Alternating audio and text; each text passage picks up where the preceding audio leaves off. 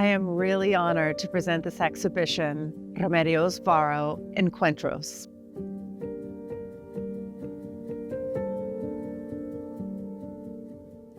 In the intervening decade, since the gallery's first exhibition for Varo in 2012, she's grown from being a niche artist known amongst art world insiders and people in Mexico into an internationally acclaimed modern master, and growing enthusiasm for her work stems from museum curators, the market, and to the public realm. Remedios passed away unexpectedly at the age of 54 because of her untimely death, and also the fact that she was quite poor for the majority of her adulthood and couldn't afford art supplies. Her output is relatively small. In fact, we think she only made 400 works of art in total, of which only 120 are oil paintings. So miraculously, my gallery has managed to unite 11 of her most iconic paintings and works on paper here in San Francisco. The theme of this exhibition is the encuentro, or the encounter. Every single work in the exhibition has something to encounter, whether it's two beings and a chance encounter with the supernatural, with the cosmos, with the afterlife, and even with the unexpected.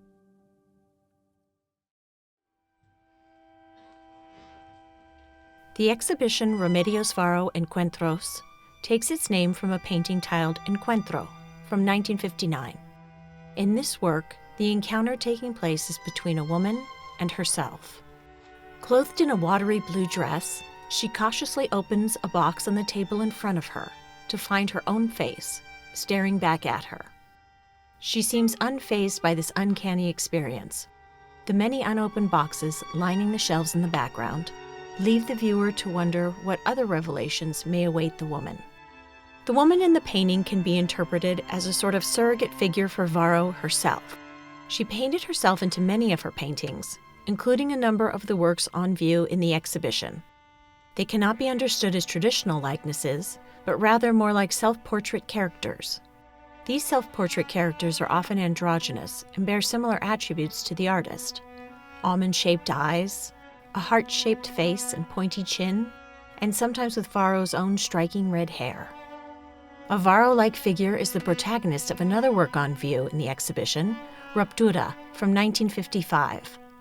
In this painting, a mysterious cloaked figure descends a staircase, walking away from a building in which 6 identical faces peer down at her. With her eyes cast upward, she appears aware that she's being watched, but nonetheless continues confidently on her path, not breaking her stride. Ruptura is an excellent example of the level of detail Varo put into every element of her paintings. Her mature style was virtuosic and painstaking, resulting in paintings in which even the most minute detail is executed with precise and delicate brushstrokes. From the crumpled white papers flying out of the front door, to the mossy vegetation and blades of grass covering the walls, to the curvature of the snail's shells, to the delicate hand clutching the folds of her cloak. In Ruptura, Varo offers the viewer a tantalizing and unresolved narrative. What is the relationship between the central woman and the ghostly faces watching her? From what or whom is she fleeing? Varo's body of work is replete with paintings filled with dramatic tension and enigmatic characters. For example, in Banqueros en Acción, or Bankers in Action, from 1962, we see a desolate streetscape through which a band of 4 men wearing black frock coats and top hats effortlessly fly. They appear to be in search of the woman crouched behind the wall, just out of sight. Why are they pursuing this woman, and how exactly are they managing to fly? As usual, Varo offers her viewers more questions than answers, like clues to an unsolved mystery. The impossibility of the banker's act of flight is suspended within the composition, as is so often the case in paintings by Varo, in which boats are powered by fantastical hydraulics, and young boys are accompanied down the street by gigantic black butterflies. In Varo's pictorial world, the improbable is made plausible, and the natural laws of the universe are upended. She delights in confronting her viewers with the unexpected and the uncanny. Alongside the many extraordinary paintings, also on view in the exhibition are a handful of exquisite works on paper. One such work, La Torre, is the earliest work by Varo in the exhibition, executed in 1947. It is part of a body of work that Varo created in the years following her arrival in Mexico City, after she was forced to flee Europe due to World War II. As an émigré in a new land, coming to terms with the fact that her exile would be a permanent one, La Torre captures some of the loss and longing associated with this moment in the artist's life. The central red-headed figure, perhaps a self-portrait of Varo, looks away from the viewer, from her perch in a crumbling tower, overgrown with vegetation. The other two female figures appear to be on a journey of sorts, traveling to some unknown destination. Similar to this moment in Varo's biography, the figures are looking back while moving forward, suspended between the ruins of the past and the possibilities of the present. When she painted this work, Varo had no idea that she would spend the remainder of her life in Mexico City, where she would develop her unique and iconic style and receive widespread acclaim for her incomparable vision and technique.